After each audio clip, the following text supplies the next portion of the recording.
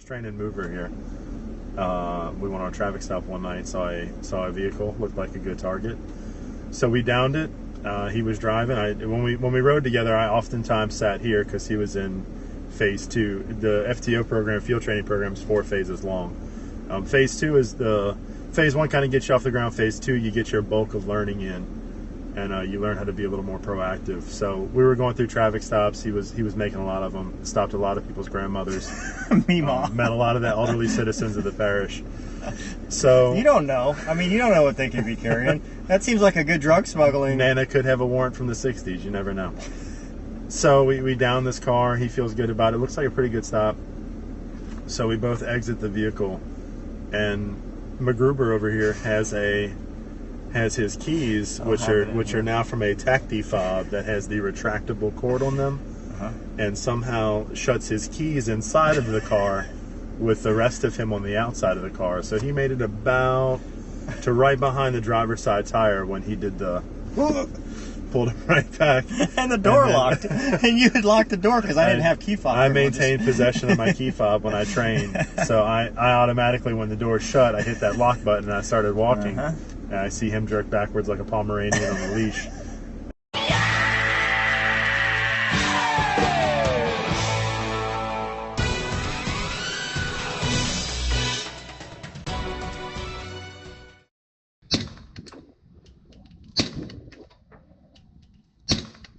What's up, everybody, and welcome to Mondays with Mover, the show for people who want to read good and do other things good too. I am Mover, C.W. Lemoine, author of the Spectre series, Absolute Vengeance, and now, finally, I am the Sheepdog. It has a cover.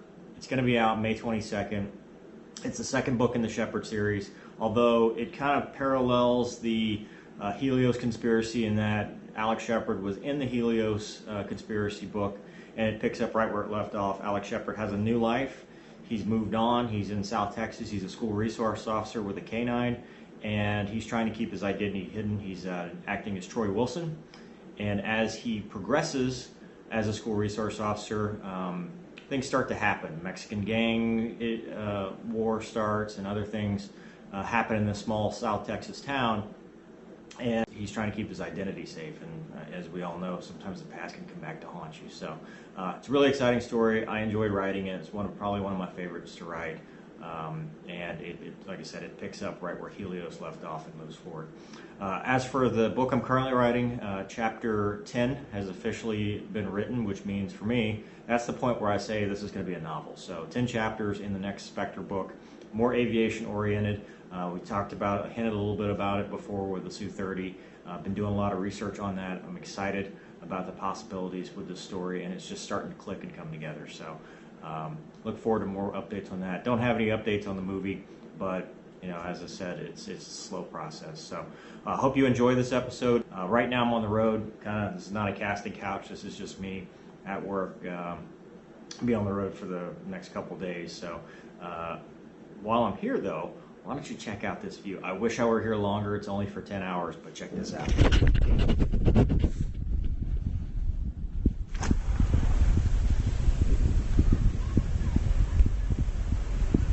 Isn't that awesome?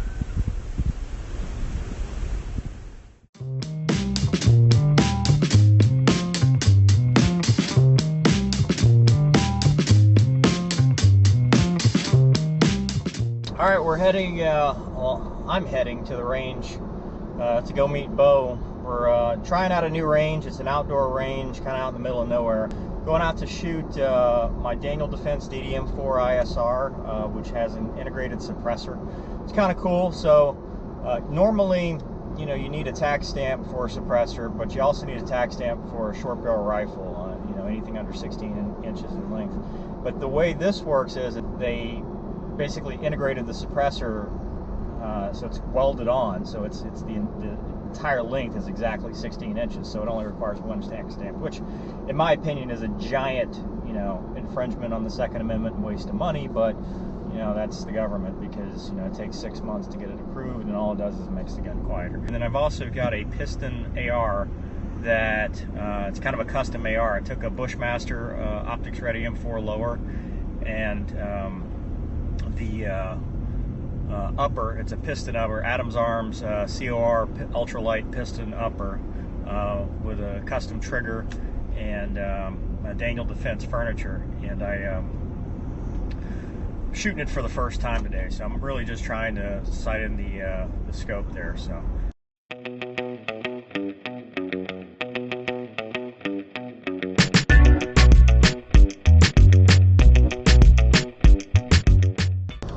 I don't know if you guys could see that, but it was a little sticker on the back of that guy's tailgate that said "Who rescued who?" with a paw print. You know, both of my dogs, I've posted this on Facebook, but both of my dogs are rescues.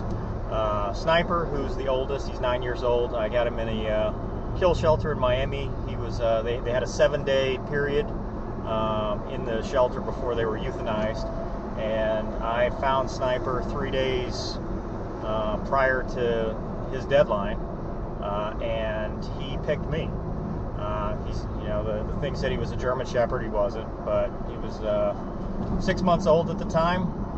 I thought he would grow into it. He became a 50-pound, you know, Heinz 57 mutt rescue, you know, mix of everything. And then Kaiser was found at 6 weeks old in the middle of the Redlands in, you know, Homestead, Florida, so South Florida, you know, south of Miami. And he was, you know, he was hugging the ground in the middle of the street.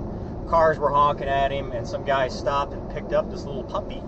And he went to a rescue group called This Is the Dog, which I was volunteering with, and the initial fosters didn't have enough room for him, so I said, well, you know, Sniper's lonely, let me take him. And at the time he was named Von Ruff. The little girls that found him, you know, wanted to name him Von Ruff, and I was like, yeah, I don't really like that name. But eventually I became a foster failure, and I renamed him to Kaiser, and the girls were, you know, they were little kids, and they were like, oh no, he's Von Ruff. So then he became Kaiser Von Ruff, aka KVR, and those two dogs have been with me ever since, and they rescued me. You know, absolutely 100% believe, you know, that it was more them rescuing me than me rescuing them, because the worst time of my life was 2013 when my dad died. You know, my girlfriend dumped me, my dad died, and the squadron kind of wasn't there for me, and things weren't going real well. And 2013 into 2014 was a really, you know, rough period. And that actually reflects in the writing, because there's some scenes from, you know, Avoid, Negotiate, Kill, straight from that, the funeral scene. You know, it's right from me giving the eulogy at my dad's funeral. And those dogs were there, and I firmly believe that, you know, were it not for them, things would be a lot different now. They got me through, they really pulled me through some rough times. And then Kaiser, even today, you know, things are better now, but, you know, Kaiser with his surgery, he teaches resilience. He has taught me, you know, he's had 2 ACL surgeries, and he's taught me how to overcome, how to, you know, push through and go through rehab and be a better person. You know, I always say, you know, I just want to be the man my dogs already think I am, and, you know, they've taught me so much about that. So I truly believe they rescued me.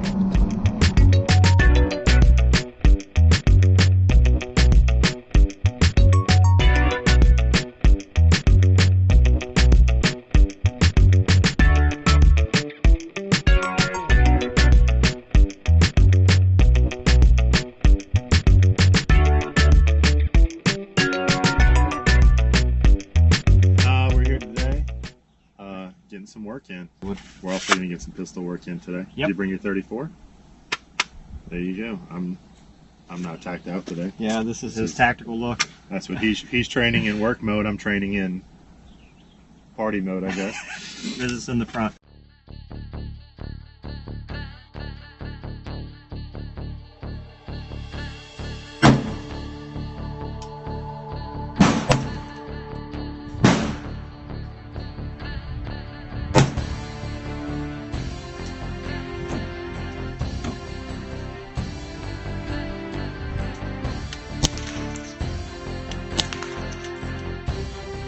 Well, it's smoother, it's quieter, but it's not like pew pew, thump thump. You know, I mean, it's not James Bond like. You can still hear that, right? I mean, I'm not just. Well, absolutely. Yeah. If If you heard that bang off down the street from your house, you'd be like, well, that's a gunshot. Yeah, although these are supersonic rounds, so. I had subsonic rounds, but I've mixed them amongst my ammo, and I don't know which are which right now. So, but they weren't that much quieter, you know, just so you know. It's like a tracer, you just put your little iron sights. Yeah. You ever use that? Yeah, way quieter. That must be the subsonic. We found them. I found the magazine. I found some round.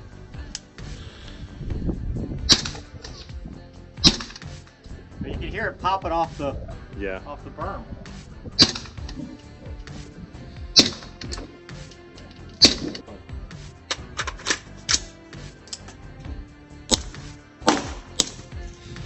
This is full semi-automatic.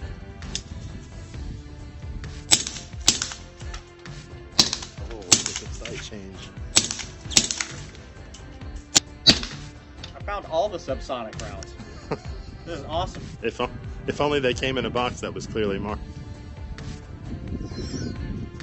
But no, I like it. I like the sight on it. What is that? It's a Trigicon 4x32 ACOG. I like it. So I bought this nifty little thing. It's supposed to help you reload faster. You just stick your mag in here like so.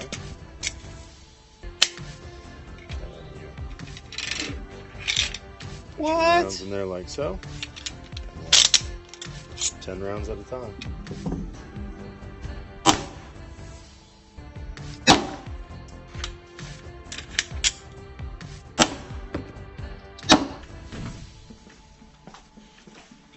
So, we shot. Yeah. Subsonic is quieter than supersonic. Things we've learned today.